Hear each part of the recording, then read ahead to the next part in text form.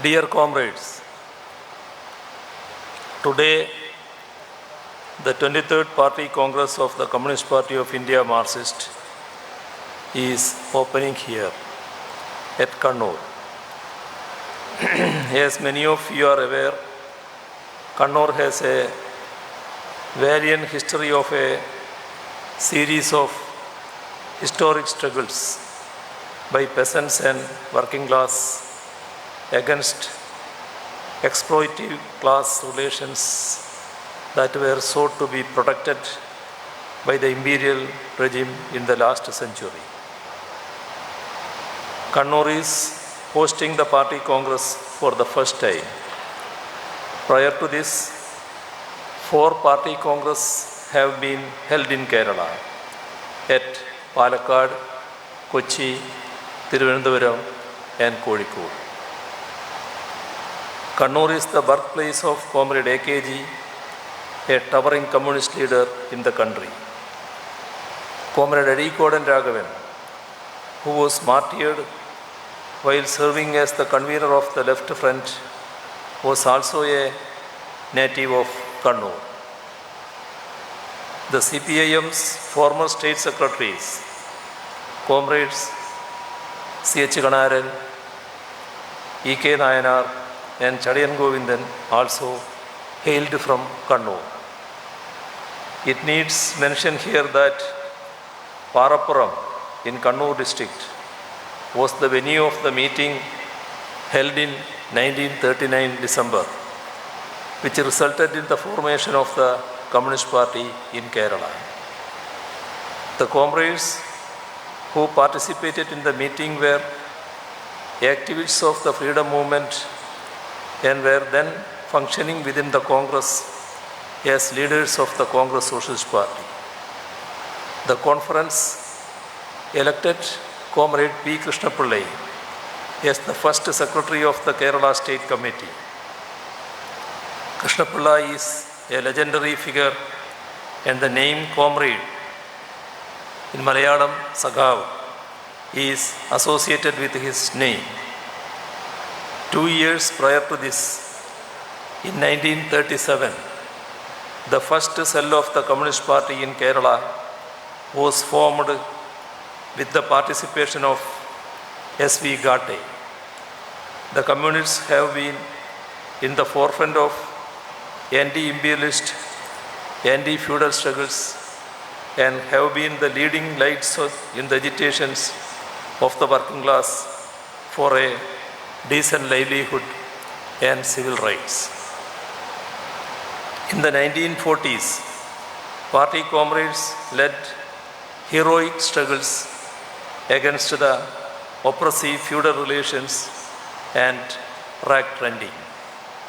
The abject misery of the peasants was sought to be alleviated by organizing them and giving them courage to question the feudal order and be part of agitations to overthrow the same to realize a better tomorrow. The Communist Party in Kannur has its origins in the various peasants and workers' struggles that emerged as part of India's fight for freedom. As part of the anti-war movement, which formed an essential part of the anti-colonial struggle, the party organized workers and peasants as well the general public in the wake of famine and price rise. Morada, Mattanur, Talasheri and Kuthuvaramba were the 4 centers in which the struggle took place. It was during this struggle that 2 of our comrades were martyred in police firing. The effects of war-induced famine continued and was amplified by the feudal lords who hoarded food grains. Struggles were conducted to capture hoarded rice and to distribute it amongst the people. In Karivallur, 2 of our comrades lost their lives in police firing as they were resisting gundas of feudal lords who were trying to hoard grains. In Kavambai, police fired at a meeting of farmers and 5 comrades lost their lives. In this period, several struggles took place in Muniyankunnu, Thillangeri, Korom, Padikun and so on too. Even in independent India, the party had to wage struggles to secure the rights of the toiling masses. Under the leadership of the party, 1948 in Onchiyam and 1949 in Shuranad, resulting in the martyrdom of many comrades. Besides the founders of our movement, comrades P. Krishnapillai, A.K. Gopalan and EMS have been the leading lights in fighting against discrimination imposed on people based on caste and creed. In the agitation for temple entry, our leaders faced severe attacks from the agents of Western interests who represented the outdated social order. Krishnapillai's and AKG's role in Guruvayur Satyagraha, which aimed for temple entry for the oppressed castes, and the lead taken by EMS against discriminatory practices followed by the rigid caste system, took the Renaissance movement far ahead and paved the way for progressive thinking and innovative legislations in the future. At the dawn of independence, the Congress party, which came to power, conveniently sidestepped the nationalist slogan of linguistic organization of states in Kerala, in India. The communists championed this cause in Kerala and other parts of the country. Since the latter half 1940s, the demand for Aikya Keralam was articulated in the book Keralam Malayaligalde Madhrubhumi, authored by Comrade EMS. Party was in the forefront of this movement in several states. In the Travancore region, Communist Party led the movement against the American model of the Diwan, C.P. Ramaswamy Iyer. The Punnapravela struggle, led by kayar workers in Alappuzha under the guidance of the Communist Party, put paid to the anti-national ambitions of the Diwan and the princely rule. During 1948-1952, our comrades had to face severe state repression and many had to go underground and organize the party. Despite attempts to suppress the movement, our popular support grew. This was because of the organic link our leaders developed with the masses, comprising agriculture workers and other sections of toiling masses. Eventually, we formed the government in Kerala on our own in 1957. The democratically elected communist government was sworn in on April 5th and could last for 28 months till it was dismissed by misusing Article 356 of the Indian Constitution. The undemocratic and anti-federal act of the center evoked countrywide protests.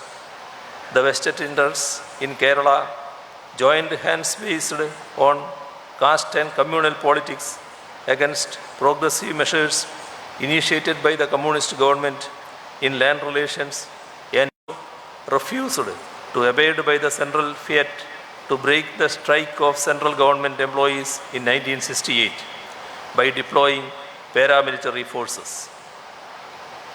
In 1956, preceding the assumption of office by the Communist Party, we had adopted a resolution in our Thrissur party conference specifying the way in which the agrarian relations need to be redefined. It acted as a catalyst and formed the basis for the 1957 government to act upon. It acted strictly on the guidelines that formed part of the Thrissur resolution. Taking a cue from it, we, in our state conference held last month, did adopt a document that would go a long way in ushering in a modern Kerala that, on the one hand, redresses the grievances of the downtrodden and on the other, builds up a modern developed state.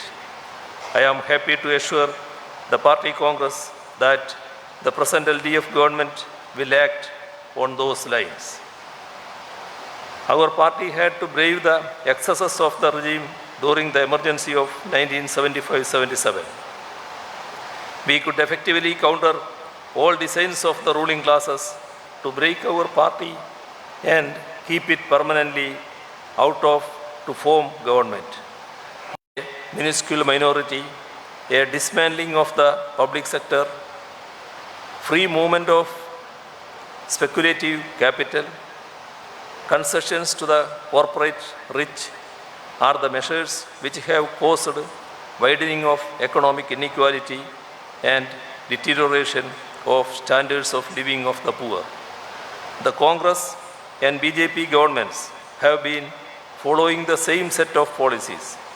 Our party, along with other left parties, has been consistently organizing mass movements against these anti-people measures, and we have taken up this campaign in right earnest in Kerala.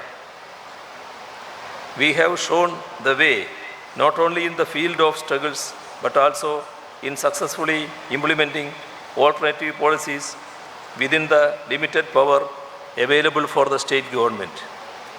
We are in times when the federal nature of our polity is under attack. State governments' limited financial powers are being further restricted, be it through GST or by imposing conditions on borrowings. At the same time, the states are expected to meet the expenses in the social sector. Even amidst such challenges, the present LDF government, which is in a continuation of the past left governments, is focusing on rapid development of infrastructure and ensuring social security. We propose to eliminate extreme poverty, provide food security, and aim to give secure homes to every homeless family, a clean environment, make internet as a right of every citizen, render public services hassle-free to every person, generate productive employment by revitalizing agricultural sector through value addition, incentivizing small and medium-scale industries by simplifying procedures and creating an environment in the state. We have been in the forefront of empowering the local governments by transferring funds, functions, and functionaries. This has made democratic decentralization and people's planning meaningful. Through the Life Mission, a project of the state government, 2.79 lakh families have been provided secure homes. In the infrastructural sector, we have leaped ahead by successfully increasing power generation, widening of national highways, creating good quality schools and hospitals, successfully initiating industrial corridors, etc. We are also trying our best to implement the semi-high-speed rail system, making possible travel from the southernmost district to the northernmost district in Kerala in a time span of 4 hours by making all efforts to get to the approval from the central government. The opposition parties in the state are raising arguments which defy logic to stall this project. Our government believes in developing infrastructure while doing justice by ensuring fair compensation to people who have to move out of their homes. Our party is organizing mass campaigns to drive home this point. Economic growth, social justice, and protection of environment are being given equal importance while implementing projects by the state government. In the 2021 Assembly elections, the LDF could come back to power, unsettling the trend of alternate innings of rival fronts in power. People of the state reposed their faith in our party and the LDF, which have always stood for democratic rights and secular values. The BJP, which ran a high voltage campaign in the state, could not win a single seat, and it lost its lone sitting seat in the last assembly election.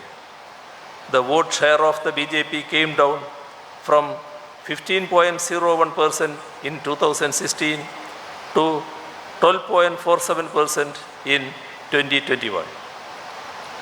Bewildered by the popular support we are getting, our opponents, including the Sangh Parivar, other communal organizations, and the Congress, are resorting to mindless violence, which has taken precious lives of many of our comrades. We have been displaying immense patience, and people of the state are well aware of this. I have great pleasure in welcoming you to Kannur, the land of revolutionary struggles and communal harmony. It is also fondly called as the land of looms and lores. We are meeting here at a time when the threat of the pandemic is receding.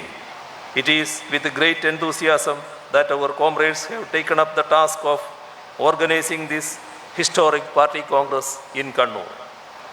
Our venue is Nayanar Academy, named after the freedom fighter and the popular communist and former state secretary, Comrade E.K. Nayanar, who has a special place in the minds of the people, especially the common public. He is fondly remembered in the state as an affable leader and a great communist. I welcome the party General Secretary, Comrade Sitaram Yechury, CPI's General Secretary, Comrade D. Raja, and all PB members, Central Committee members, and all participants to Kannur, the venue of the 23rd Party Congress. Our nation is now in an important juncture, so our Party Congress is keenly watched by the political observers. I wish you a pleasant and comfortable stay and participation in discussions which will give shape to our party's policies